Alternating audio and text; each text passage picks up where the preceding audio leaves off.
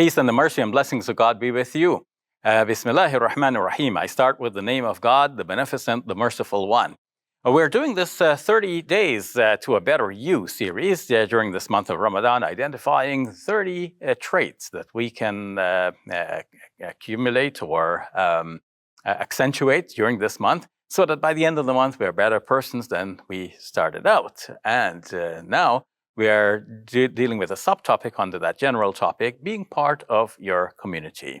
And yesterday we talked about volunteering your time. Today I want to take it up a notch and talk about identifying a lack and rising to the challenge by starting up a venture yourself that fulfills that lack or that void. Have you ever thought about things going wrong and you're thinking, okay, somebody ought to do something about this?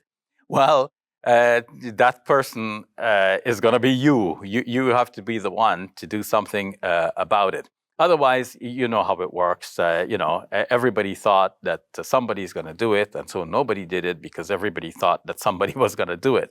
But somebody's got to take the lead, and somebody's got to do it. So look around for things which you know to be going wrong, or not necessarily things which are going wrong, but you just identify, you notice that there is a lack, you notice that there is something that is not being done, and you feel that you could actually do that, whatever it is, in order to bring about betterment for your community, for your people in general, for the society, for the world. So, things are happening around us, things that we cannot control. But there are so many things that we could actually rise to the challenge by doing. There are niches that we can fill, and we have to recognize our own skill set, our abilities, and our interests, and apply these for the benefit and betterment of others. So we're taking the volunteerism up a notch here by saying that we could actually start the venture ourselves rather than just be part of what somebody else is already doing. Both have their benefits and their advantages, but this is especially lacking a sort of entrepreneurship, free for the sake of God, as we say, fi sabilillah in Arabic. Now, looking into the Quran and the life example of the Prophet Muhammad, peace be upon him, and his companions, I have to confess that I haven't been able to find much on this subject. But let me offer a couple of tidbits here just to get our appetites wet, and perhaps you'll do your own research into this. Well, we have in the example of the story of Yusuf, an example of somebody who actually rises to the occasion. In the 12th chapter of the Quran, the story of the Prophet Yusuf, Joseph, is mentioned in detail. And we find in that story that Yusuf says to the king, Ij'alni ala khaza'in al-ard, inni hafizun alim. He says, place me over the storage of the land, meaning the grain storage, and you will find me to be a trustworthy and knowledgeable person to look after the affairs in this way. So explaining this, Muslim scholars say that this is not like stepping up out of pride to take control for one's own benefit. This is stepping up in order to do something good for the country and the society.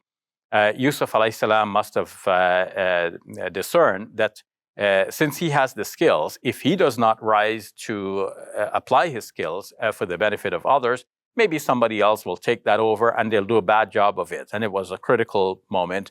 They had to really get somebody knowledgeable and trustworthy to look after the rationing of the grains. Otherwise, people would be faced with famine. So he stepped up and he declared himself capable, and he took charge. Of course, some of that the authority had to be given to him, but he was ready to take charge if that authority would be granted. We may be in similar circumstances. We have to apply for permission to do certain things in order that there be order and not chaos. But are you willing to step up and to do that? Another example of entrepreneurship, it can be seen is the story of one of the companions of the Prophet, peace be upon him. His name is Abdurrahman bin Auf. To trace a little bit of background about his story, the Prophet, peace be upon him, had migrated from Mecca, his hometown, and he went to live in peace in Medina, and many of his followers from Mecca also joined him. They came to be known as the Muhajirun, the migrants.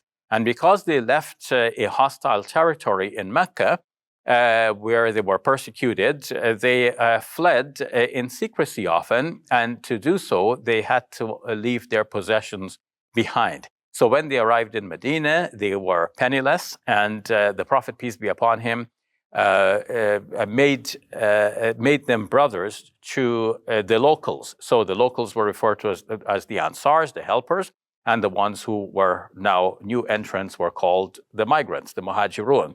And the Prophet, peace be upon him, would pair them off. One person from among the helpers, one person from among the migrants. So Abdurrahman bin Auf was a migrant, and he was paired with a brother from the local community, one of the Ansar, one of the helpers. And the Prophet, peace be upon him, directed the helpers to share their wealth with these migrants. But Abdurrahman bin Auf said, I only need you to show me the market. Keep your wealth. And he went to the market and he began buying and selling and buying and selling. And through his trades, he actually accumulated great wealth. He eventually came to be known as one of the richest persons in Medina, the new city of the Prophet, peace be upon him. And that shows where entrepreneurship can go.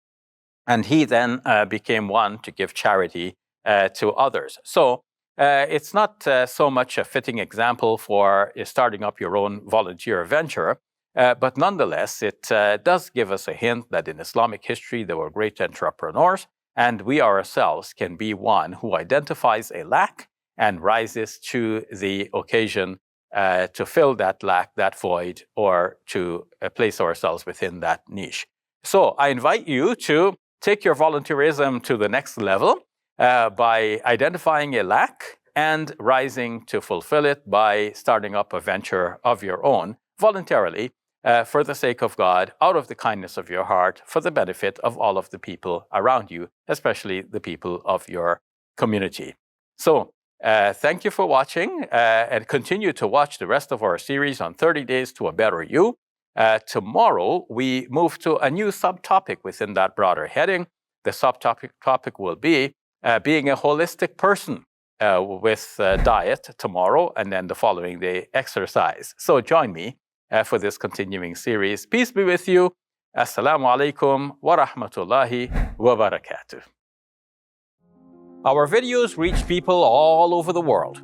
We hope you will seize the opportunity to share in the reward from God. Please support us today.